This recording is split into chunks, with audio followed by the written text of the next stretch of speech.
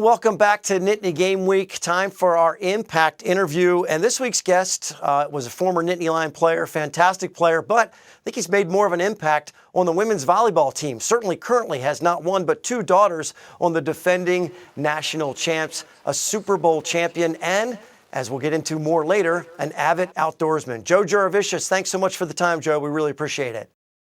Yeah, appreciate you guys having me. All right, so you come to Penn State from Lake Catholic High School in Ohio as a big-time wide receiver, and your career actually included a little bit of punting as well. And, of course, that fantastic 1994 team wins in the Rose Bowl, Fiesta Bowl. How much fun is it to think about your career as a player, as a Nittany Lion? I think it's, because I have two daughters here now, I spend a lot more time here in State College. I think some of this is actually social media driven too, right?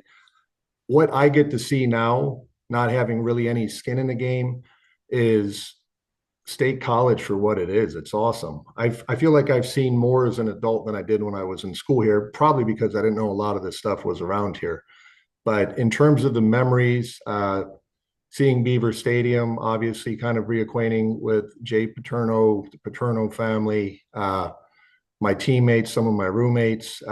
It's been an awesome experience because, through life's ups and downs, there's obviously unbelievable memories. And, part of who I am as a person, somebody that's able to deal with perseverance, hard times, continuing to kind of forge forward. It's a big part of, my time here at Penn State, but absolutely just an insanely great place to be and live right now, which is kind of what we're doing. So after Penn State, you have a great 11-year NFL career, playing 3 Super Bowls, winning one. 2 questions. First, have the Eagles fans ever forgiven you for that 71-yard crossing route that broke open that game 23 years ago? And what stands out about your time in the NFL? Well, the interesting part about the Philly fans, right? They're like Raider fans. So one of the most interesting places to be a visitor, to go out to play there. It was interesting being a Penn Stater. When I would go to Philly, you would always get, "Hey Joe, we are," and then it was always followed with some kind of derogatory comment toward me with a smile. So the charm of Philly definitely was there. Listen, that crossing route, some of the, I always like to tell people that crossing route, we shut down the vet, and then the next year we opened up at Lincoln Financial and on Monday Night Football. And I was the Monday night player of the game there, had a couple touchdowns, and we got to open up their new stadium with the win. So it was great times. The memory in the NFL, what stands out for me is just having the opportunity to play for as long as I did. When there's guys that are quicker, faster, stronger, all the above. I just spent a lot of time learning my craft, trying to know everybody's position, not just my own, which is probably why I was able to hang around for 11 years. I spent some time at the X, the Z, the zebra. I spent time at Y. I spent time in the backfield blocking on blitz assignments. So I was able to do a lot of things, met a lot of unbelievable coaches along the way. And then, probably another one, since we're talking about Penn State, is being actually in Super Bowl 40, being on the field and starting with Bobby Ingram in Super Bowl 40 versus the Pittsburgh Steelers for my year in Seattle. Hey, Joe, your daughters are on Penn State's women's volleyball team now. What made you more nervous, playing in the Super Bowl or watching last year's national title match? Well, based on my nails are still growing back from the volleyball game, I'd say volleyball. But the interesting thing is, when you play the game, when you play football, you had a release, right? You're going to get hit. You're going to hit somebody.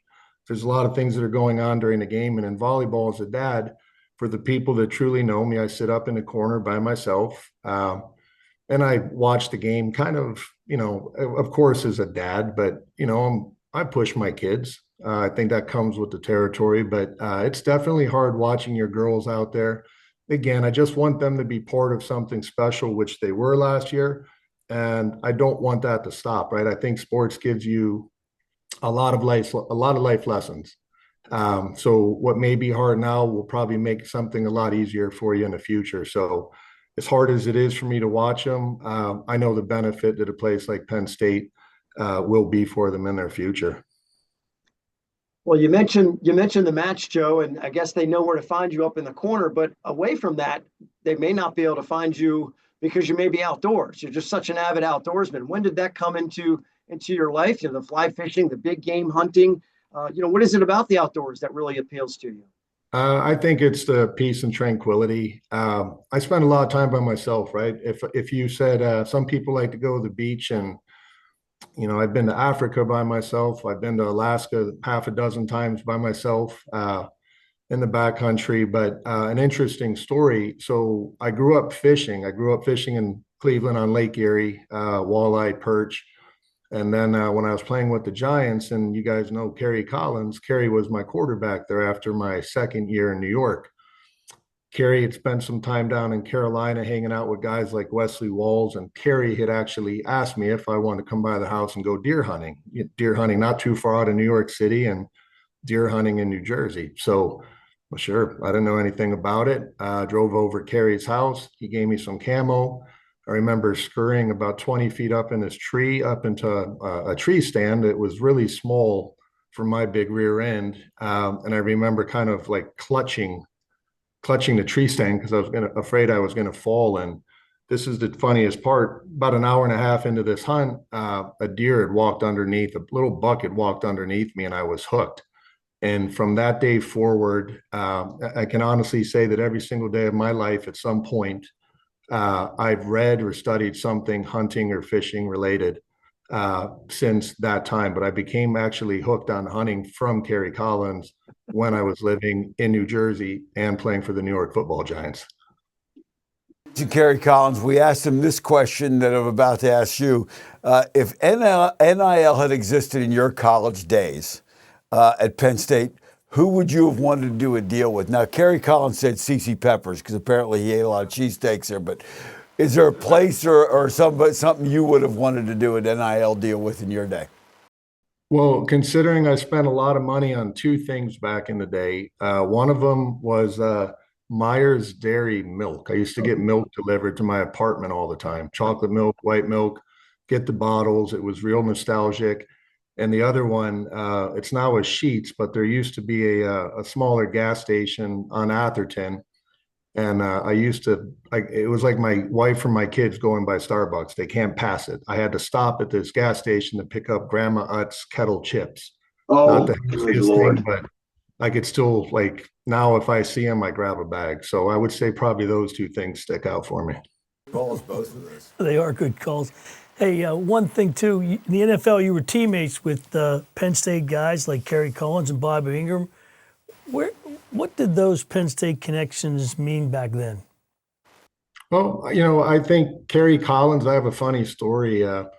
Kerry was just making his way, was in Carolina, went to New Orleans, and then signed the free agent or signed as a quarterback and I guess as a free agent with the Giants. And we had two things. I had Ernie Accorsi, who was really close with your dad, Jay, as you know.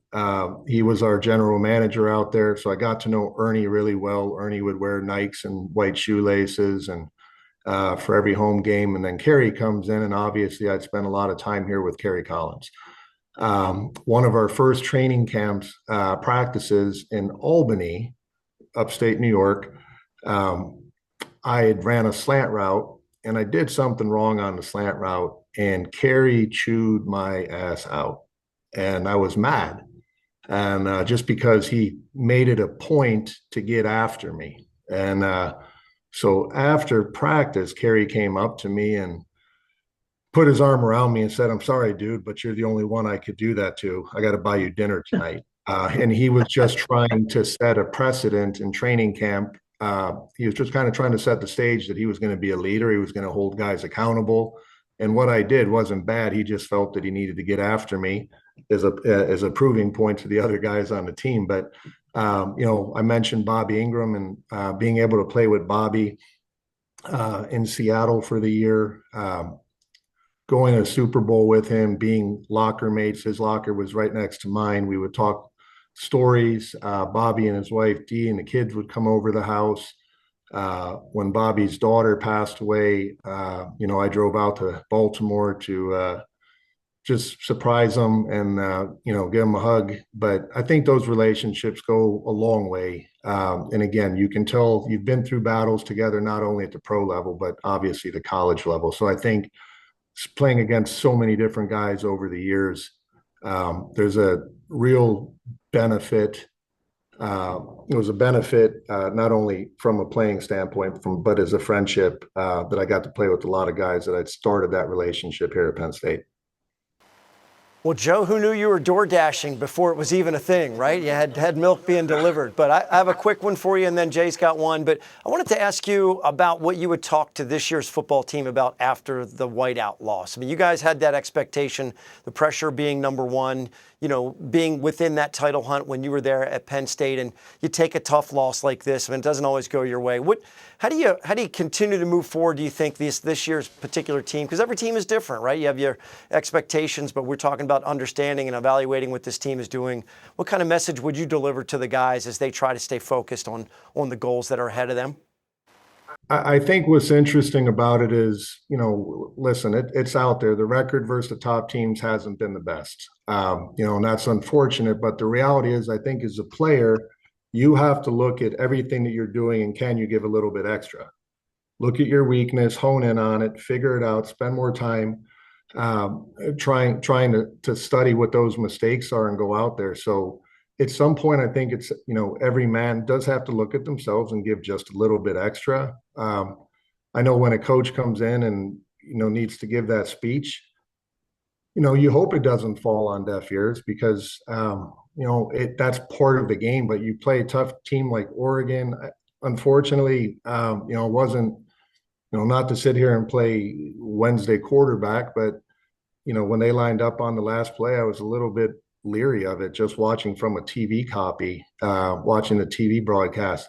So I would just say that every guy has to dig in and realize, what are we in this for? Are we in it for NIL? Are we looking for Myers Dairy Milk and Chips? Or are we looking to win a championship? Because unfortunately, in my opinion, what NIL's done is kind of taken a lot of the work away. I think people feel entitled to the money they're making. And again, it's out there. Maybe some of it's jealousy, but, I thought the work was the most important part and not being denied, right? You're only good enough to beat Oregon when you're good enough to beat Oregon. I was only good enough to play here when I was good enough to play here.